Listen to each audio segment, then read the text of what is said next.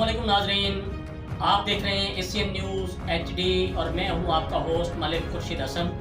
इलाकाई खबरों में रुख कर रहे हैं। कराची से नुमाइंदा एशियन न्यूज़ मोहम्मद शहबाज भट्टी की रिपोर्ट के मुताबिक anti vehicle lifting cell AVLC ने मुख्तलिफ़ कार्रवाइयों के दौरान बरामद होने वाली 41 गाड़ियों और 3 मोटरसाइकिल्स को उनके मालकान के हवाले किए जाने के सिलसिले में एक तकरीब का इनेकाद किया। तकरीब में SSP anti vehicle lifting cell Sajid Saddozai ने बरामद होने वाली गाड़ियां उनके मालकान के हवाले की।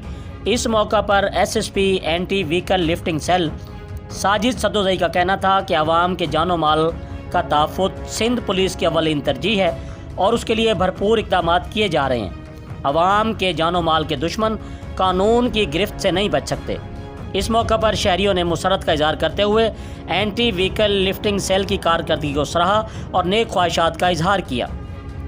जी, मज़ीद ख़बरों से बाखबर रहने के लिए देखते रहिए एशियन न्यूज़ HD।